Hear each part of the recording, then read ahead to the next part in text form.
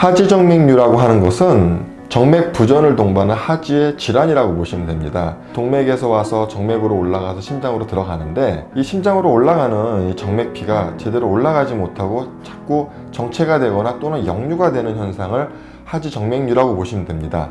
피부에 보이는 파란색 정맥이 있다고 뭐든지 다 하지정맥은 아닙니다. 이게 자가진단을 하려면 증세가 좀 있어야 됩니다. 예를 들어서 다리가 쉽게 많이 붓는다든지, 밤에 쥐가 많이 난다든지, 또는 발바닥 통증이 있다든지, 발이 시리거나 열감이 나거나, 앉았을 땐 편한데 막 걷고 움직이게 되면 다리가 터질 것 같은 이런 경우들이 하지정맥류가 있을 때 나타나는 증세이기 때문에, 이런 자각적 증세가 있으실 때면 하지정맥류 검사를 꼭 받아보시는 게 좋습니다.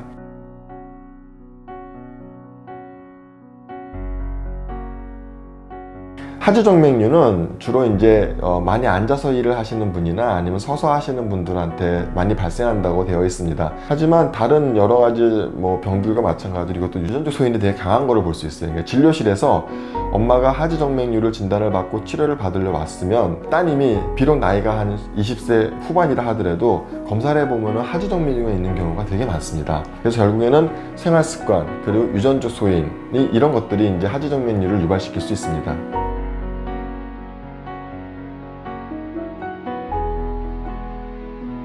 한 번 생긴 하지정맥류는 자연적으로 치료가 되진 않습니다. 근데 이게 오랫동안 계속 증세가 없고 막 내버려 두다 보면 간단하게 치료할 수 있는 것도 나중에는 시술로서 이행을 해야 되고, 다리의 정맥은 이제 표재성 정맥이 두 가지가 있고 심부 정맥이 이제 하나 있다고 보시면 되는데, 이 두 개의 표재성 정맥이 정맥류가 있거나 정맥 부전이 생겨서 계속적으로 방치되게 되면 결국에는 이 심부 정맥까지도 정맥이 원활하게 심장 쪽으로 올라가지 못하고 역류하는 현상이 벌어지거든요. 근데 문제는 이 표재성 정맥은 어떻게 하든지 치료가 됩니다. 근데 심부 정맥은 치료가 안 돼요. 심부 정맥이 망가져서 정맥이 계속 내려오는 현상이 벌어지게 되면 증세가 너무 심합니다.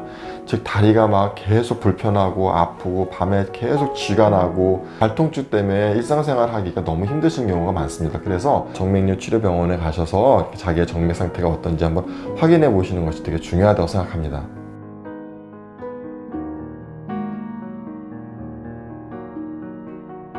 수술을 적게 하고 절개를 조금 하고, 그러면서 하지정맥을 치료하는 방식대로 가고 있어서 고주파 그리고 레이저, 그 다음에 베나실이라고 하는 약물을 이용해서 치료를 합니다. 고주파하고 레이저 같은 경우는 열을 이용해서 하는 거고, 베나실 같은 경우는 열을 이용하지 않고 양리학적 성분을 이용해서 정맥을 막아주는 방법입니다. 너무 튀어나와 있는 혈관들 같은 경우에는 정맥 발거술을 통해서 이를 정맥을 좀 끄집어내서 치료하시면 되는데, 그럼 정맥 발거술이라 하더라도 5mm 정도 이렇게 째고서 뽑아내기 때문에 흉 같은 거는 거의 보이지 않습니다.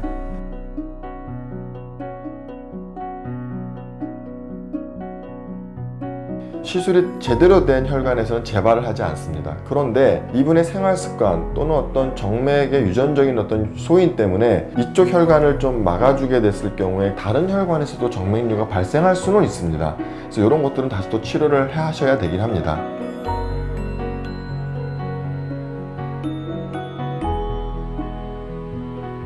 하지정맥류를 완화시켜주는 또는 예방을 하기는 좋은 운동은 좀 자주 걷는 겁니다. 서서 오랫동안 일하시는 분들이라 하더라도 다리를 움직여줘서 다리 근육을 좀 한 번씩 펌핑해주는 게 되게 좋겠고요. 최근 들어서는 어떤 스쿼팅 같은 운동들을 많이 하시는데, 대복제 정맥에서 역류가 있는 사람이 스쿼팅 운동을 너무 많이 하게 될 경우에는 복압 때문에 위에서 올라오는 피가 또 막혀지게 돼서 오히려 역류 현상이 더 심해지는 결과가 나오니 이 점을 좀 유의하셨으면 좋겠습니다.